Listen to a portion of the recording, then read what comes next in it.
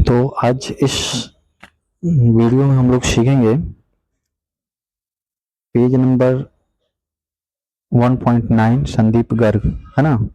तो हम लोग क्या कर रहे हैं कि इससे पहले जो हम लोगों ने देखा था पेज नंबर 1.8, ठीक है। ये देख सकते हैं पेज नंबर 1.8, जिसमें हमने आपको पूरा कॉन्सेप्ट यानी कि रिवाइज किया था क्वेश्चन नंबर 2, 3, 4, ठीक है। इसमें हम लोग उसके आगे वाला जो क्वेश्चन है क्वेश्चन नंबर 5, 6, ठीक है, और ये कुछ ऑब्जेक्टिव्स। तो आइए शुरू करते हैं क्वेश्चन नंबर 5 से, ठीक है। देखिए क्वेश्चन नंबर 5 क्या है कि explain the circular flow of income. Simple है, हमने आपको ये बताया था कि सर्कुलर फ्लो ऑफ इनकम का क्या डिफिनीशन होता है। तो आप लोग पहले भी जानते होंगे, लेकिन एक बार और हम लोग रिवाइज कर लेते हैं कि circular flow of income can be better understand with the help of the following diagram. यानी कि सर्कुलर फ्लो ऑफ इनकम को जो है हम लोग इस डायग्राम के थ्रू इजीली समझ सकते हैं। जैसा कि मैंने आपको बताया है, एक होता है, दो सेक्टर होता है, एक होता है हाउस होल्ड सेक्टर, एक होता है फर्म सेक्टर। हाउस होल्ड में मैंने आपको क्या बताया था कि हाउस होल्ड क्या होता है, they are the owner of factor of production, owner of factor of production, ठीक है, owner of factor of production. और ये क्या होता है, ये होता है producer of goods and services, producer of goods and services, ठीक है। और इसमें एक चीज और है कि ये क्या होता है, owner of factor of production and consumer of goods and consumer of goods and services produced by the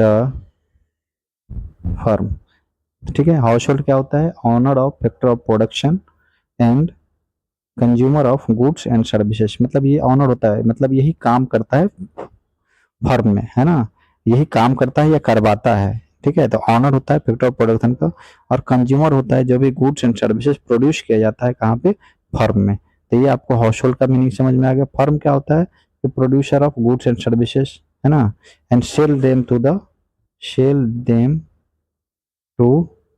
the, किसको बेचेगा ये, हाउस होल्ड को बेचेगा ना। तो ये क्या हो गया, sell them to the household. तो आपको इतना समझ में आ गया होगा कि हाउस होल्ड क्या होता है और फर्म क्या होता है। चलिए आगे बात करते हैं इसमें। अब देखिए ये जो हाउस होल्ड है, ये क्या देता है, फैक्टर सर्विसेज देता है। किसको देता है, फर्म को देता है। तो फैक्टर सर्विसेज मैंने क्या हो गया, फैक्टर ऑफ प्रोडक्शन क्या हो गया, लैंड, लेबर, कैपिटल और एंटरप्रेन्योरशिप। क्या हो गया, फैक्टर सर्विसेज क्या हो गया, लैंड, लेबर, कैपिटल और एंटरप्रेन्योरशिप। और इसके बदले में जो फर्म है उसको क्या देता है, क्या देता है, फैक्टर पेमेंट देता है। क्या देता है, फैक्टर पेमेंट। तो रेंट के बदले में, और सॉरी वेजेज के, लैंड के बदले में उसको रेंट मिलता है, लेबर के बदले में वेजेज मिलता है, कैपिटल के बदले में इंटरेस्ट मिलता है, और एंटरप्रेन्योरशिप, ठीक है, एंटरप्रेन्योरशिप के बदले में इसको क्या मिलता है, प्रॉफिट मिलता है, ठीक है। अब ये जो पैसा आता है किसके पास, हाउस होल्ड के पास।